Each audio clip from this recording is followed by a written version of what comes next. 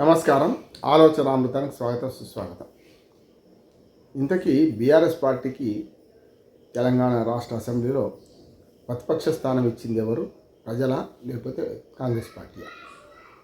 మీమాంస వస్తుంది. ఎందుకంటే నాయకుల మాటలకు అర్థాలే వేరే అన్నట్టు కోమటిరెడ్డి వెంకటరెడ్డి గారు ఇవాళ కేసీఆర్ గారిని సగౌరవంగా అసెంబ్లీకి ఆహ్వానిస్తున్నాం, రావాలి, ఆయన అనుభవాన్ని అంతా రంగరించాలి, మేము చేసిన ఒప్పులో ఉంటే ఒప్పుల్ని అభినందించండి, తప్పులు ఉంటే సవరించండి, ఏమైనా పొరపాట్లు చేస్తుంటే ఇట్లా కాదు ఇట్లా అని చెప్పండి, పెద్ద మనిషిగా ఉంటే బాగుంటుందని పెద్ద ఎత్తున ఆయన విజ్ఞప్తి చేసి దాన్ని ఆహ్వానించాల్సింది. ఎప్పుడైనా కూడా సమస్య ఏంటంటే కేసీఆర్ గారు ఉద్యమ సమయం చూస్తున్నాం. 2001 నుంచి ఇవాళ 2026లో ఉన్నాం. అంటే దాదాపు 25 ఏళ్ళ నుంచి 26 ఏళ్ళ ప్రస్థానం చూస్తే ఆయన మాట్లాడిన వార్తనే, మాట్లాడకపోయిన వార్తే, ఆయన ఇంట్లో కూర్చుంటే వార్తే, ఇంట్లో కూర్చోకపోయిన వార్తే. ఈ 2 సంవత్సరాలు పూర్తయింది. కేసీఆర్ నామస్మరణ లేకుండా రేవంత్ రెడ్డి ఉంటలేడు, ఇటు పక్కన మంత్రులు ఎవరు ఉంటలేరు. అంటే ఏదో రకంగా కేసీఆర్ పేరు తీస్తూనే ఉన్నారు.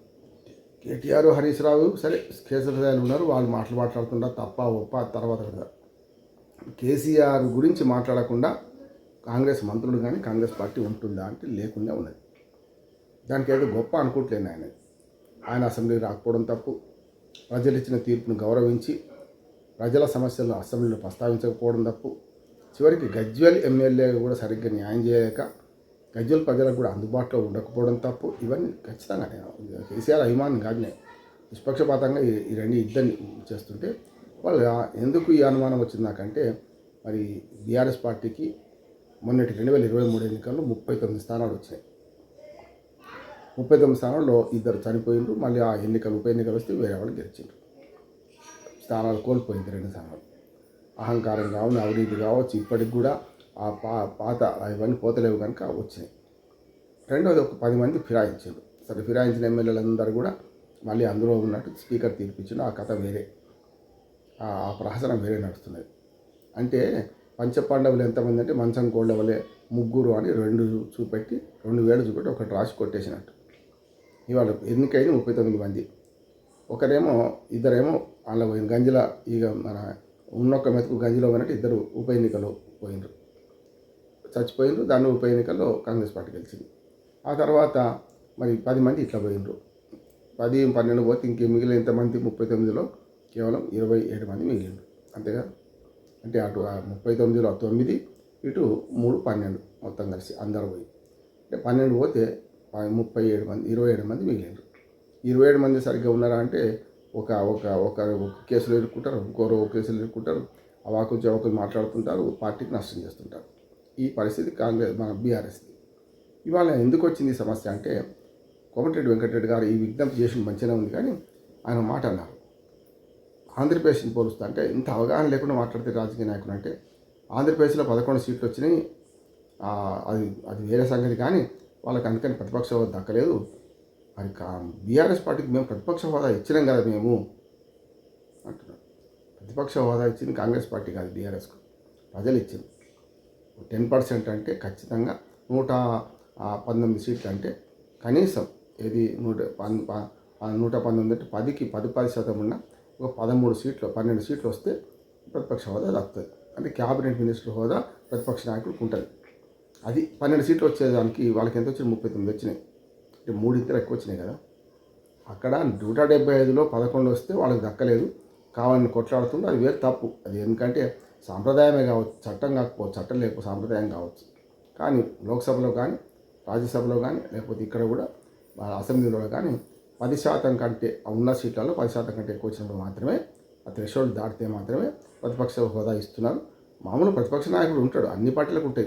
3 వచ్చినా, 1 వచ్చినా, 2 వచ్చినా ప్రతిపక్ష నాయకుడు స్థానం ఉంటుంది. కానీ వాళ్ళు అఫీషియల్గా క్యాబినెట్ హోదా ఉండదు వాళ్ళకి, అంతే. వాళ్ళ కమిటీ వాళ్ళ పార్టీ అనుకుంటుంది, 3 వచ్చిన వాళ్ళు ఎవరినో ఒకరిని ఎన్నుకుంటారు, సమస్య కాదు.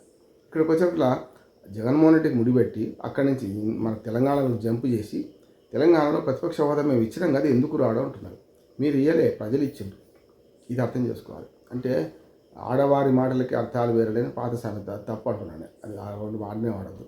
వాళ్ళ రాజకీయ నాయకులకు అర్థాలు వేరలే మాటలకు అనేది అర్థమవుతుంది. అనవసరంగా అంటే కేసీఆర్ గారిని సభకు రమ్మంటారు, బయటనేమో వాడు వీడు అని తిరుగుతాడు. కేసీఆర్ని సభకు రమ్మంటారు, నువ్వార జాతిపితవ అంటారు. ఏమంటా ఎవరికి వాడు ఏమంటారు అంటే ఇవన్నీ కూడా ఎటువంటి మాటలు మాట్లాడుకుంటున్నా అంటే ఎట్లయినా ఇజ్జత్ పోద్ది అని ఆయన అనుకుంటున్నాడు. ఎందుకంటే అసెంబ్లీకి రాకపోవడం ఇప్పటికి కూడా నేను కేసీఆర్ కానీ అట్లా జగన్మోహన్ రెడ్డి కానీ ఇద్దరిని ఒకే పోలిక చెప్తున్నాను. వాళ్ళు ప్రతిపక్ష స్థానం ఇచ్చినా రాకుండా జగన్మోహన్ రెడ్డి అసెంబ్లీకి రావాల్సిందే. ప్రతిపక్ష స్థానం ఇచ్చి మంచి గౌరవప్రదమైన సీట్లు ఇస్తే 40 సీట్లు 39 సీట్లు తక్కువేం కాదు. గతంలో 2014 తర్వాత ఇప్పటి వరకు తెలంగాణలో ఒక ప్రతిపక్ష స్థానం 39 సీట్లు ఎప్పుడు రాలేదు. కలిపితే వచ్చినాయి, వేరువేరుగా రాలేదు. 2014లో 21 సీట్లే కదా కాంగ్రెస్ పార్టీకి, బీజేపీకి 5, 15 టీడీపీకి, ఆ 20 కలిపితే 40 కదా. అట్లాగే ఎంఐఎం కానీ లేకుంటే సిపిఐకి సిపిఎంకి ఒక్కొక్కటి కానీ ఇవన్నీ చూసుకుంటే బీజేపీ అన్నీ చూసుకుంటే 63 సీట్లు ఉంటే మిగతా 57 సీట్లే కదా అటున్నాయి. అయితే అంతా కలిస్తే 56 సీట్లే కదా బయటకు ఉన్నాయని. అందుకనే ఒక్క పార్టీకి ఈ 39, 40కి ఒకటి తక్కువ వచ్చినాయి. ఇప్పటిదాకా రాలే కదా. 2018లో అయితే ఇంకా అధ్వానం, 85 సీట్లు బీఆర్ఎస్కి వచ్చినాయి. మిగతా అన్నీ కూడా 85 పోతే మిగతా మిగిలేని మళ్ళీ ఫిరాయింపులు పోతే మరి దుర్మార్గంగా ఫిరాయింపులు ప్రోత్సహిస్తే మళ్ళీ అక్కడికే వచ్చింది. అందుకని ఇప్పుడు ఏమంటున్నానంటే వెంకరెడ్డి గారి మాటలను అభిశంసిస్తూ, వెంకరెడ్డి గారు మీరు ఇచ్చింది కాదు ప్రతిపక్ష హోదా బీఆర్ఎస్కి ఎవరు ఇచ్చిందంటే ప్రజలు ఇచ్చారు. అది నిలబెట్టుకోవడం వాళ్ళ ఇష్టం. నిలబెట్టుకోకపోతే వాళ్ళు మళ్ళీ శంకరగిరి మన్యాలు పడతారు. వచ్చేసారి ఇంత 39 మంది గెలుస్తుండొచ్చు, మనం చెప్పలేం కదా. అందుకనే ప్రతిపక్ష స్థానం మేము ఇచ్చాము అని తప్పు ప్రజలు ఇచ్చారు అని తెలుసుకోవాలి. మాట్లాడేటప్పుడు కొంత అర్థం ఉండాలి కదా. అట్లా ఇది జరగకుండా మేము ఇచ్చామనే మాట మాట్లాడుతుంది ప్రజలను అవమానించడం అవుతుంది. ఆయన రమ్మనడం నేను ఆహ్వానిస్తున్నాను, కానీ రాకపోతే ఆయన కర్మ, మనం ఏం చేస్తాం, ఆయన పార్టీ కర్మ. అందుకని ఇవన్నీ చూస్తున్నాం మనం. ఇవాళ అధికారానికి వచ్చినప్పుడు ఒక రకంగా అధికారులు ఉంటే వాళ్ళు కన్ను మిన్ను కానరు, అధికారులు లేకపోతే ఫామ్ హౌస్కి కూడా ఇప్పుడు ఓడిపోయిన వాడి మెంబర్ని కూడా పిలిపించి సాల్వాలు కప్పుతుంటారు, పుట్టినరోజు చేస్తుంటారు. చూస్తున్నాం మనం, గతంలో చూసినాం. ఒక ఎమ్మెల్యేలకు ఎంపీలకు చాలామందికి ఫామ్ హౌస్ ప్రవేశమే లేకుండే. అట్లాగే గద్దర్ లాంటి వాడికి ప్రగతి భవన్లో ప్రవేశం లేకుండే. కూర్చొని 3 గంటలు వెయిట్ చేసిపోయాడు. చూసినాం మనం. అదేమైంది, ఎక్కడ ఉద్దేశించి చూసింది కదా. తెలంగాణ ప్రజలు అవినీతినైనా సహిస్తారు, అందుకని రెండోసారి గెలిపించింది మిమ్మల్ని. కానీ అహంకారాన్ని సహించరు. అది బీఆర్ఎస్ వర్తిస్తుంది, కాంగ్రెస్ వర్తిస్తుంది, తెలుగుదేశం వర్తిస్తుంది, బీజేపీ అన్ని పార్టీలకు వర్తిస్తుంది. అందుకని తెలంగాణ ప్రజలు మొదటి నుంచి ధిక్కార స్వరాన్ని వినిపిస్తారు.